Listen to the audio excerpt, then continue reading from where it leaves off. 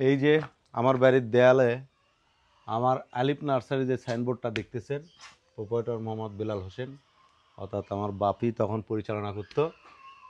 আর এই যে এখানে দেখতেছেন আলিফ নার্সারি, এটা কিন্তু প্রায় 14-15 সালের দিকে এই সাইনবোর্ডটা করা। আমার এই নার্সারির নাম ছিল আগে হেমন্ত নার্সারি। তো যাই হোক, পরবর্তীতে আলিফের জন্ম হয়। পরবর্তীতে যেহেতু হেমন্ত তো আর কারো নাম না, তা ভাবলাম শখের বাচ্চা আলিফ, তাই নাম দেই। পরবর্তীতে এটা কেটে দিয়ে আলিফ নার্সারি। 15 সাল থেকে এখন হচ্ছে 2026 সাল। এর ভিতরে আমার কিন্তু আলিফ নার্সারি নাম দিয়ে একটা ফেসবুক পেজ ছিল, আইডি ছিল। আর আইডিটাই যখন আমার হ্যাক হয়ে যায়, তখন পেজ সহ হেরে যায়।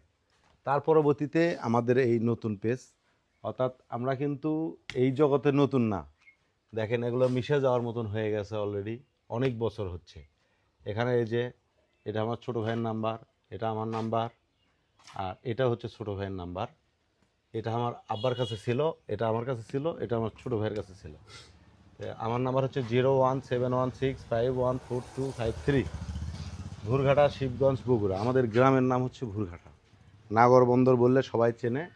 নাগর বন্দরের আশেপাশেই তো, এই জন্য করে আমরা নাগর বন্দরটাই লিখি এখন। এই যে আলিফ নার্সারি, এখন সেটা আলিফ অ্যাগ্রো নার্সারি হয়ে গেছে। ঠিক আছে, আমরা কিন্তু নতুন না। 2015 সাল থেকে আমি এই দায়িত্বে আছি।